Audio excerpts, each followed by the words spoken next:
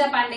आप देख रहे हैं मेट्रो दिनांक टीवी न्यूज। आइए देखते हैं आज की खास खबर। उत्तर प्रदेश सरकार के मंत्री रघुराज सिंह का ममता बनर्जी पर तीखा प्रहार।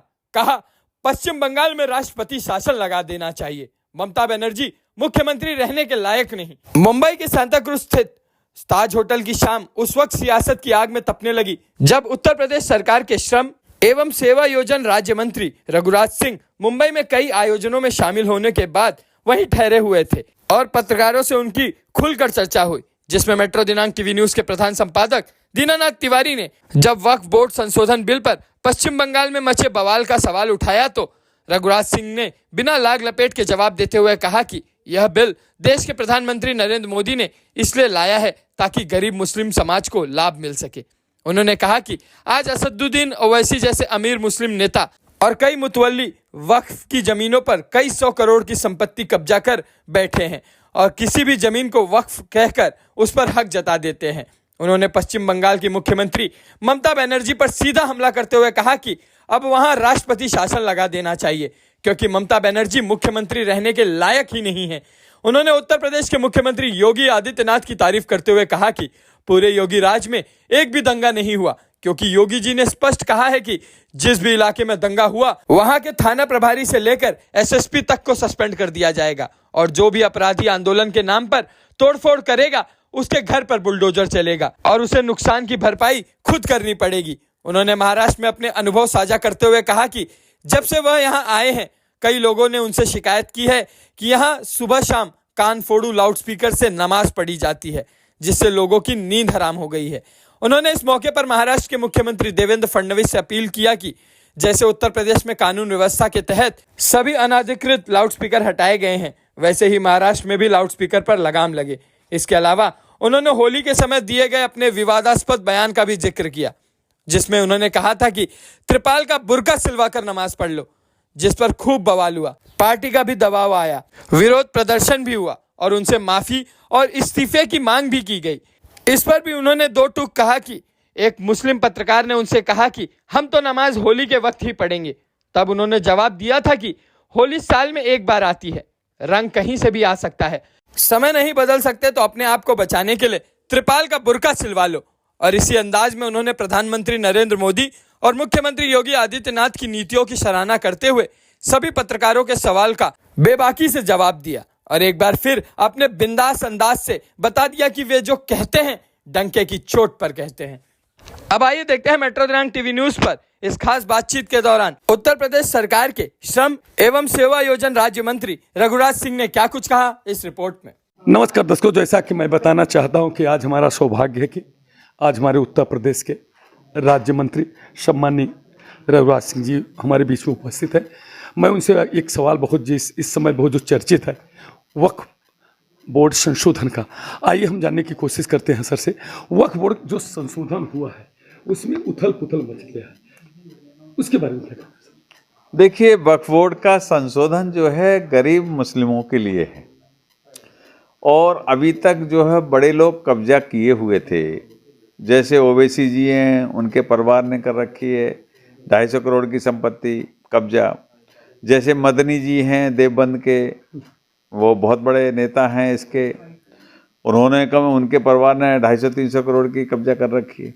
ऐसे बड़े लोगों ने कब्जा कर रखी हैं जो संपत्तियां, और किसी भी पार्लियामेंट को किसी भी मंदिर को वक्फ का कह देते हैं। जैसे अभी इलाहाबाद आपके प्रयागराज में आप देख रहे हैं कि कुंभ हुआ तो वहाँ कह दिया ये कुंभ की ज़मीन तो हमारी वक्फ की है। तो इसलिए आपके माध्यम से कहना चाहते हैं तो ये कानून का संशोधन जो हुआ गरीब लोगों के लिए जिनको लाभ मिलना चाहिए उनके लिए हुआ है, परंतु कुछ ऐसे दैत्यों के वंशज हैं जो इस बात को मानने को तैयार नहीं है क्योंकि वो केवल कब्जा अपना जमाए रखना चाहते हैं। 2-4-6 ऐसे लोग हैं, जैसे अभी आप देख रहे हैं पश्चिम बंगाल में स्थिति खराब कर रही हैं और ममता जी स्वयं इसकी अराजक तत्वों से मिली हुई हैं। वो मुख्यमंत्री होकर वो काम ऐसा कर रही हैं कि उनको तो तत्काल भंग कर देना चाहिए। और इसलिए मैं आपके माध्यम से यही कहूँगा कि वक्फ बोर्ड जो है संशोधन बिल जो आया है आदरणीय प्रधानमंत्री जी गरीब मुस्लिमों के लाभार्थ लेके आए हैं। उन्हें कोई पर्सनल कुछ चाहिए नहीं, उन्होंने तो आदरणीय योगी जी हुए आदरणीय मोदी जी हुए इनको कुछ चाहिए नहीं, इनको तो केवल जनमानस के हित में काम करना है, 24 घंटे हिंदुस्तान के हित में और वो प्रदेश के हित में काम करते हैं, इसलिए वक्फ बिल संशोधन बिल लाया गया। मगर सर, जिस तरह से ममता बनर्जी के राज्य में 3 लोगों की मौत हुई है, अभी भी की स्थिति बहुत नाजुक है, वहाँ पे कितने फोर्स लगाएंगे, इस पर क्या कहना है? देखिए, मैं तो ये कहूँगा कि वहाँ राष्ट्रपति शासन लागू कर देना चाहिए, जिससे कि अमन चैन आ जाए और ये जो गुंडा तत्व हैं, अपराधी तत्व हैं, वो चुप अपने आप हो जाएंगे राष्ट्रपति शासन जिस दिन लागू हो जाएगा। क्योंकि ममता जी तो उनको एकदम और भड़काने में लगी हुई हैं।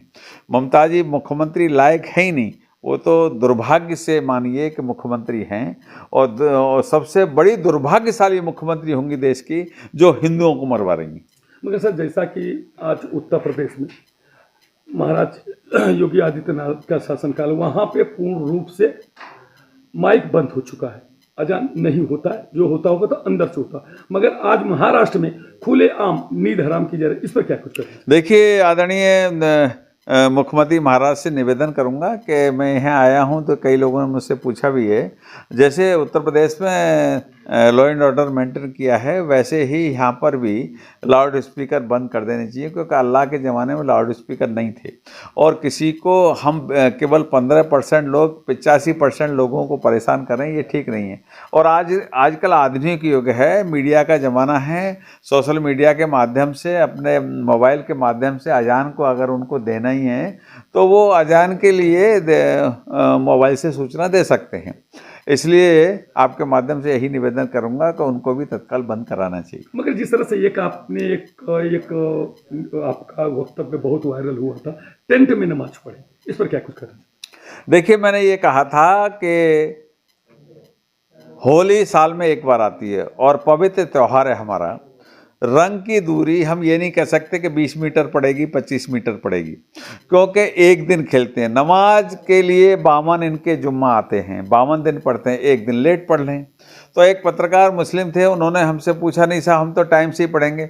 मैंने टाइम से ही पढ़ेंगे तो आप ऐसा करें कि त्रिपाल का बुर्का सिलवा लें, जिससे आपकी टोपी नहीं भीगेगी।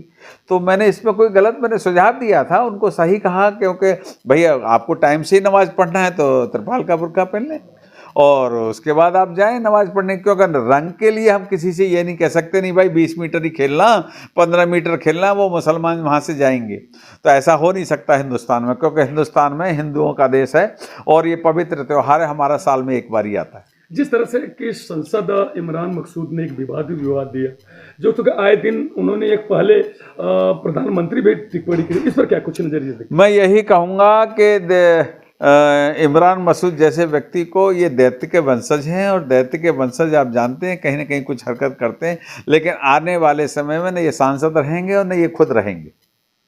धन्यवाद। जिस तरह से मैं हमारे रघुराज सिंह साहब ने जिस तरह से ये वक्तव्य दिया, इसका मैं धन्यवाद देना चाहता हूँ कि जैसा उन्होंने कहा है कि जिस तरह से उत्तर प्रदेश में लाउड स्पीकर पूर्ण रूप से बंद हुआ, यहाँ के मुख्यमंत्री से मैं मांग करता हूँ कि यहाँ पे भी बंद होना चाहिए। शासन जिस तरह से चल रहा है वो पूर्ण रूप से चलना चाहिए, तभी इनके ये मालूम पड़ेगा कि हिंदू धर्म भी क्या है, इसका भी महत्व होना। उनकी हैसियत नहीं है, हिंदुस्तान है ये देश 25 बार कटा, लुटा, पिटा, लेकिन हिंदुस्तान की संस्कृति अलग नहीं हुई। बाकी आपने देश देखे होंगे, खत्म हो गए देश, लेकिन हिंदुस्तान कभी खत्म नहीं हुआ और हिंदुस्तान कभी खत्म होगा भी नहीं, क्योंकि ये भगवान राम, भगवान कृष्ण, भगवान शिव के द्वारा बसाया हुआ सनातन धर्म है। और वो स्वयं उनकी 5वीं पीढ़ी हिंदू थे। जब वो हिंदू न रह सके, दोगला हो गए, वो मुस्लिम बन गए, तो वो मुस्लिम भी नहीं रहेंगे।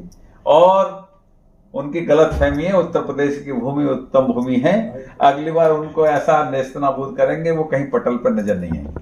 लेकिन तो कह रहे हैं कि अगर उनकी सरकार आती तो 1 घंटे के अंदर बिल को फाड़ के फेंक देंगे। उनके बाप दादों की सरकार कभी नहीं आनी, विपक्ष की सरकार कभी आनी नहीं।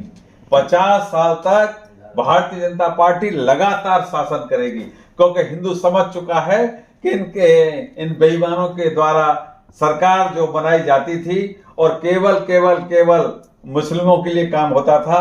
बराक ओबामा पूर्व राष्ट्रपति ने लिखा है अपनी किताब, उनकी किताब पढ़ लेना, यदि 10 साल हिंदुस्तान में मनमोहन सिंह की सरकार होती तो ये इस्लामिक कंट्री बन गया होता।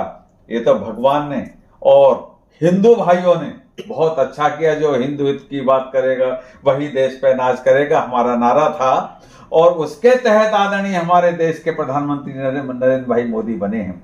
तो इसलिए इमरान मसूद जैसे लोग, तो मैं आपको बता रहा हूं ये नाली के कीड़े हैं, ये ज्यादा दिन नहीं रहने वाले। 50 साल लगातार भारतीय जनता पार्टी के देश और प्रदेशों में सरकार रहेगी, क्योंकि हिंदू जाग गया है, शेर जग गया है। सर आखिरी सवाल, जिस तरह से बर्कफिल दोनों लोकसभा में और राज्यसभा में भी पास हुआ है, उसको लगनी है कोई अनकॉन्स्टिट्यूशनल लैंग्वेज यूज की है इमरान मसूद जी ने, जो खुद सांसद हैं? देखिए ये दैत्यों के वंशज हैं। मैं इसलिए हमेशा कहता हूं जो शुक्रवार को नमाज अदा करते हैं, दैत्यों के वंशज गुरु शुक्राचार्य थे और उन्होंने भगवान से आराधना की थी कि देवों के साथ दैत्य भी आवश्यकता है। तो ये दैत्यों के वंशज हैं, इसलिए इनकी भाषा भी वही है।